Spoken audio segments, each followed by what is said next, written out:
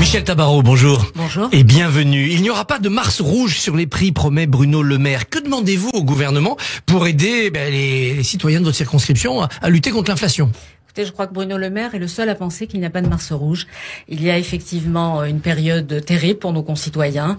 Inflation, hausse de l'énergie, du prix de l'énergie. Et on voit toute la complication du gouvernement à trouver des solutions et des solutions pratiques.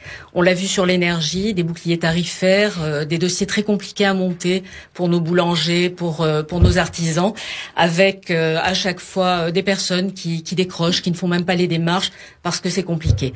L'Allemagne a trouvé le système en donnant de façon claire des aides à ses concitoyens, des chèques. Que ce soit les entreprises, pas des chèques, mais en participant financièrement. Et ça a été fait pour tous, pour les entreprises, pour les ménages.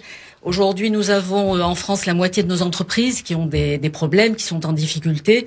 On voit bien que le gouvernement a donné de l'argent, mais sans véritablement cibler les actions qui étaient importantes. Aujourd'hui, sur l'inflation, on a eu une ministre d'un côté qui nous annonce un panier inflation et de l'autre côté d'autres qui disent ah non, c'est pas d'actualité.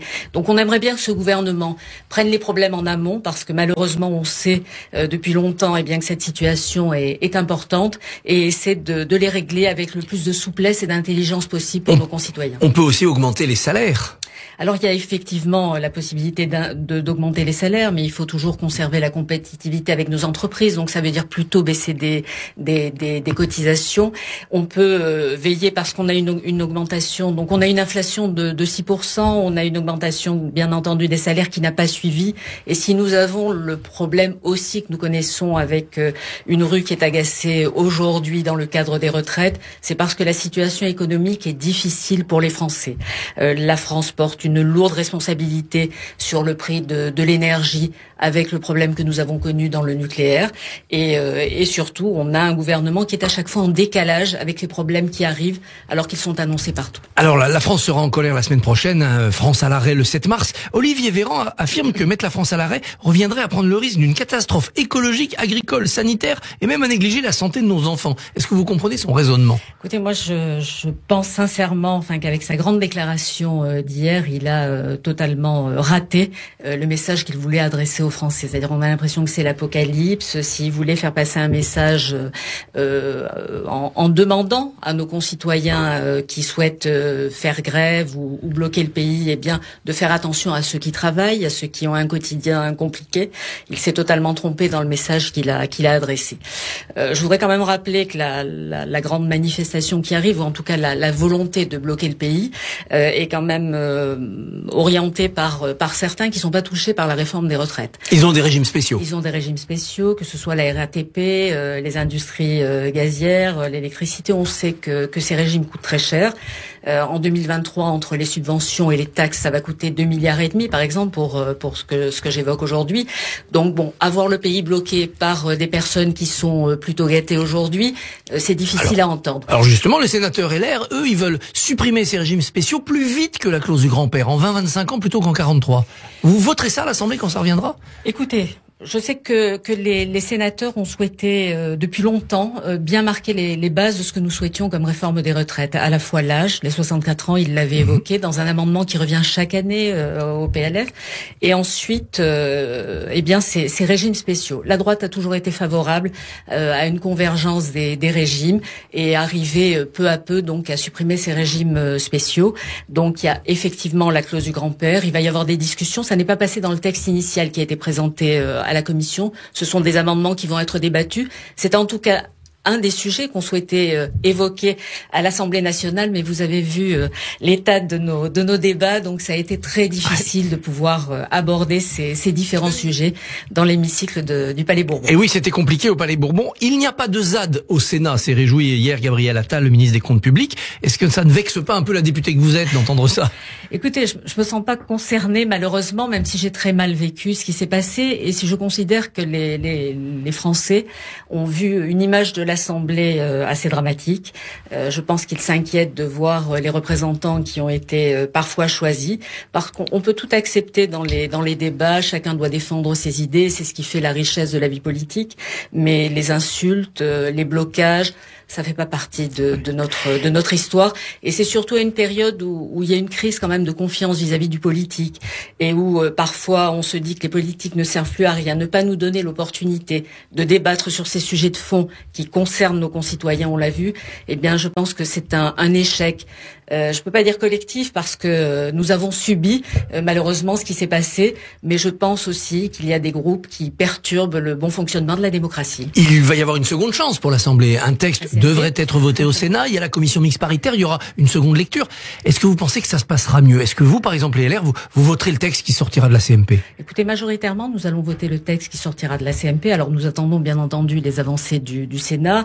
Je me réjouis que nos collègues sénateurs aient demandé des précisions au gouvernement sur un certain nombre de points, puisque vous l'avez vu, il y a un grand flottement sur les 1 200 € bruts qui doivent être donnés à la fois à tous les petits salaires aujourd'hui, enfin à toutes les petites retraites aujourd'hui de gens qui ont des carrières complètes et puis aux nouveaux entrants aussi. Donc il y a quand même quelques flous et je sais que Bruno Retailleau et Gérard Larcher ont demandé des précisions au gouvernement, mais une fois que nous serons rassurés sur un certain nombre de points, nous irons majoritairement là-dessus. Il y a bien entendu dans nos rangs quelques personnes qui ont souhaité avoir une démarche différente. Bon, Aurélien Pradié notamment. Aurélien Pradié notamment, qui a essayé d'enrichir le texte au départ et qui ensuite a perturbé un petit peu le jeu en allant même se faire applaudir copieusement par la NUPES. Bon, je pense que là, il a un petit peu passé les bornes. Est-ce que cet état de crise est terminé au LR? Il a perdu son poste de numéro 2, des députés se mobilisent avec lui. Pendant ce temps-là, Laurent Wauquiez est aux abonnés absents. On a l'impression que LR se cherche encore.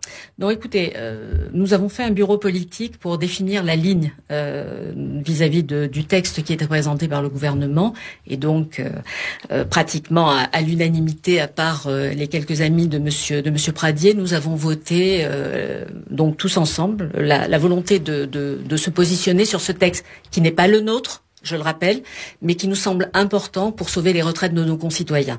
Nous voyons ce qui se passe dans les autres pays. À l'étranger, vous voyez bien que les Allemands travaillent 40 heures par semaine, travaillent jusqu'à 67 ans, ont leur retraite à 67 ans, et c'est le cas de beaucoup de pays qui nous entourent. Donc la France ne peut pas être une île préservée en dehors d'un monde qui aujourd'hui voit une espérance de vie plus importante, voit des actifs moins nombreux, et donc la nécessité de payer des retraites. Donc nous, collectivement, même si certains jouent une partition personnelle, nous souhaitons voter ce texte si les éléments que nous avons défendus depuis longtemps, de la solidarité, de la répartition, eh bien sont préservés. C'est une question donc d'autorité et de discipline en fait chez les LR. Oui, mais vous savez, faut que ça fonctionne. Nous avons toujours accepté que chacun, en fonction de son territoire, de son histoire, ait un vote différent. C'est la liberté, et ça, moi, j'y suis très très attachée venant d'une famille libérale. Mais à côté de ça, il y a une démarche de groupe. Et lorsqu'on s'engage aussi vis-à-vis d'un groupe, et surtout lorsqu'on a des responsabilités, ce qui était le cas d'Aurélien Pradié en étant vice-président, on doit jouer collectif aussi. C'est important pour nos concitoyens et pour l'image de notre famille politique. Alors le président de la République est en Afrique cette semaine. Vous êtes membre de la commission des affaires étrangères à l'Assemblée. Ce repli militaire français qu'il annonce, c'est un soulagement ou c'est un effondrement? Alors, vous le rappelez, donc je suis membre de la commission des affaires étrangères et donc je viens d'être nommée pour mener une mission d'information sur les relations entre la France et l'Afrique. Moi, je crois que le voyage du président est un petit peu fait à la légère, avec des messages très très différents. Donc d'un côté, on revient encore sur la France-Afrique, sur la repentance, sur les excuses. De l'autre côté, on explique que la France est un partenaire aujourd'hui, un interlocuteur neutre. Je pense que c'est pas comme ça qu'on peut définir la France et les relations de la France avec l'Afrique.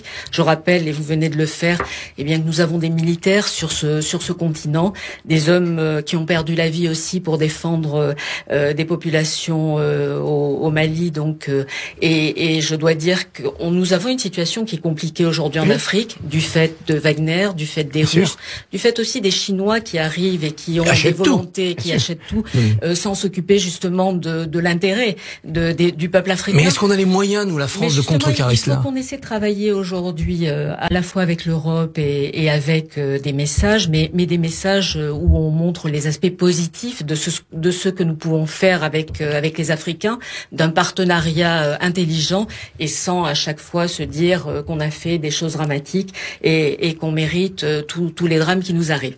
Moi, je suis totalement contre ce message de repentance qui est fait à chaque fois, que ce soit sur le continent africain et le président l'a rappelé aussi dans son discours, avec l'Algérie ou avec d'autres pays, on a besoin d'avancer sur des partenariats intelligents et donc d'être en recul comme ça sans arrêt n'est pas une bonne chose.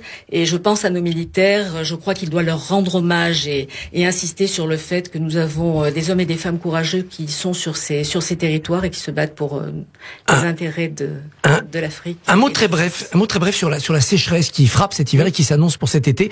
Ceux qui nous écoutent dans votre région sont inquiets. Il y aura des privations d'eau cet été dans le sud-est? Alors nous avons bien entendu ces inquiétudes sur la sécheresse. Ça a été le cas pour nous depuis de nombreuses années parce que nous sommes des territoires donc qui sont un petit peu plus touchés. C'est vrai que d'autres départements maintenant, d'autres territoires et d'autres là, régions ça va être pire, hein. le subissent.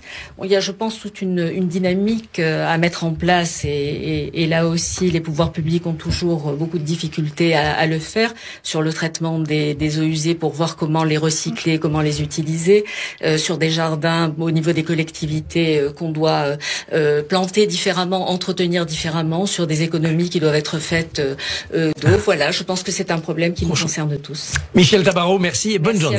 À vous.